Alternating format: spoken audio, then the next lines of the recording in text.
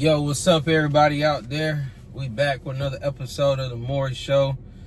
We're going to be talking about the Fantastic Four. This one is going to have some spoilers in it, so if you ain't watched it, you still planning on it, go ahead and pause the video and you come back to it later. But with that being said, let's go and get started.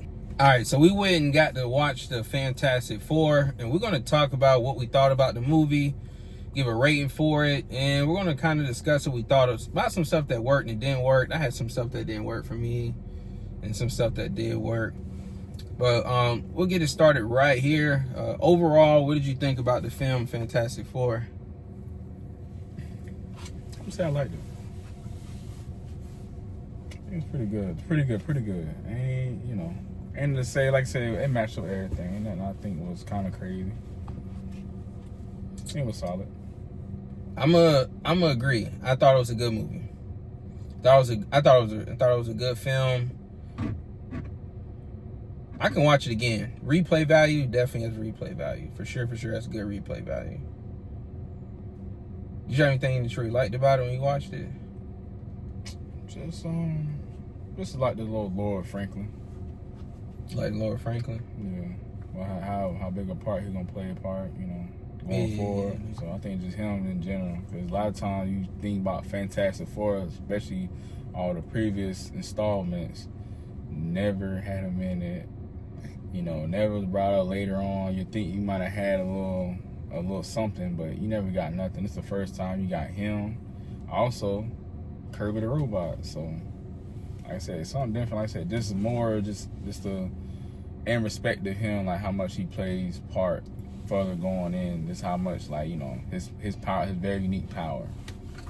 Yeah, because I want to check in for Fantastic Four. Y'all remember in my trailer reaction video, this wasn't something I was like, I got to go and watch. And maybe because of the expectation is why I'm like, this is a really good movie. But Fantastic Four is a really good movie. I really thought what they did great was the power scaling. Even though Thor Love and Thunder was extremely problematic and had a lot of issues, Thor's power scale for me, I thought was like almost perfect for Thor. Fantastic Four did a great job with number one, Reed Richards. They made him more than just a smart dude who can stretch. Like he can handle his own. Like he can handle his own. I was I was pleased with watching that. Because sometimes in my mind with Reed Richards, I'm like, mainly just a genius guy who can stretch. But I'm telling you, they did a perfect job with his power scaling. They made him capable as a fighter. They made him very smart, strategic in his fighting style, how he chose to do it. So I was really proud. I was really pleased with that. Johnny Storm, they kind of upscaled him from like the previous one. You think the same thing, right? I think they. Yeah, I mean, at some point you're gonna have to. They definitely upscaled him. His power is pretty in depth. I feel like the next person who should get a power jump probably had to be the Thing. Look, in the movie, it actually shows Johnny absorbing the fire and then going up and then dispersing the energy that he gained from the fire. Man, beautiful. Because Johnny Storm shouldn't be no slouch either. Not just a guy who flames on and flames off. Perfect job with the power scaling. Storm, I mean, not Storm, Sue Storm. Invisible Woman, Invisible Girl. I thought they did a perfect job with her powers too. They scaled her up, made it very approachable, and made it make sense as to what her power levels could be. I was pleased with that. Thing, I don't really think you can mess up Thing's power scale in the movie. I thought it was. I think as far as like the evolution of his power, like what he could be. That's what I'm probably thinking about, like the comics, like how he evolves, like The one thing that don't talk about the Thing, that doesn't get talked about a lot, is his longevity. Like how he's basically like an immortal. Like that's something they don't never really talk about. Like he basically outlives just about any and everybody. Like, they never talk about that. Like, and just he's so invincible. Like he just, like I said, his power just don't. I would say it just don't get talked about. Like they don't ever like do a breakdown of, like the Thing. Like you watch movies, it's not like a big specific thing, but other than he's super strong and he's he can take hits and all that. But they'll never go in depth with the Thing. Like it just he has a lot of untapped potential that they don't talk about or express enough. That's what I think. I think just his longevity and just like how indestructible he really is. Which, like I said, he can go toe to toe with the Hulk in some cases. Yeah. So as a group, the Fantastic Four are definitely a capable group in the Marvel Cinematic Universe. I'm like, okay, they can hold their own and they can definitely shake something. So I no debate with that anymore. I kind of thought like, how they gonna show them actually doing something. Did a great job with the power scaling. Did a great job with the story arc of it. The problematic things though, some things that I thought, needed a little bit of work, or I probably wasn't the biggest fan of it. Did you have anything that you watched and you was I think the one thing I probably didn't like about the movie, I understand it's the different universe, but Silver Surfer as a woman, it just didn't have like the same type of, I said aura, like it just ain't. It wasn't give a Silver Surfer to me. Like that's just how I feel. Just like it was when like you used to like the Silver Surfer like some shiny dude, the deep voice, like telling you like this finna happen and you ain't finna stop it. And just have a woman doing it, just it didn't have the same effect. It's like you feel like you had a chance. You like well she might be bluffing, but that dude coming, he got a straight face. He coming, he gonna be here soon. You ain't stopping it. Like, and then how he comes, sometimes he's silent. Like, sometimes, like, most of, like, Silver Surfer, he's silent. Like, he don't talk. Like, he talking scary. Like, the way he pops up and looks, and he just come like a silent night. Like, you don't hear him moving. No, he just pop up and look at you, like, you know what I'm saying? She kind of gave, like, I think to me, I feel like she talked a little bit too much. When I watched it, it worked for me. I'll be honest. I wasn't too for sure, how it was gonna work for me. She worked fine. I thought she did fine. She probably had the coolest chase of all the Super Surfer movies we didn't watch. Yeah, I mean, in the comic TV show. That chase across the black hole and they was going through, that was tough, but she was on them. I thought that looked great. I don't got no complaints from just the presence, just the aura. I think we didn't even talk about Galactus. I thought they did a great job with Galactus. I thought the size made sense. And his look made sense. I had zero issues with that. We didn't even mention Silver Surfer or the Galactus. I mean, Galactus, felt like it was very comic book accurate as far as his look. There wasn't nothing like, I feel like there was like a big change to, like he looked more like straight the comic book. They made him a little bit more realistic in terms of you can actually like attempt to challenge him. I thought that the comic books, you can make people, all bigger than the world and stuff like that. But in the movies, sometimes that you kind of got to play with some elements with that. And I think they did a good job of playing with the element. Like he was still, he was in the water and he still stood above the Statue of Liberty. I mean, his size changes, so he can make himself bigger. Like I said, he can go from fitting the planet. I didn't see him shrinking though. Did he shrink or? I mean, he's capable of it. I don't think they express it, but he can be like, his natural size is like literally bigger than the planet. So, like his ship is like,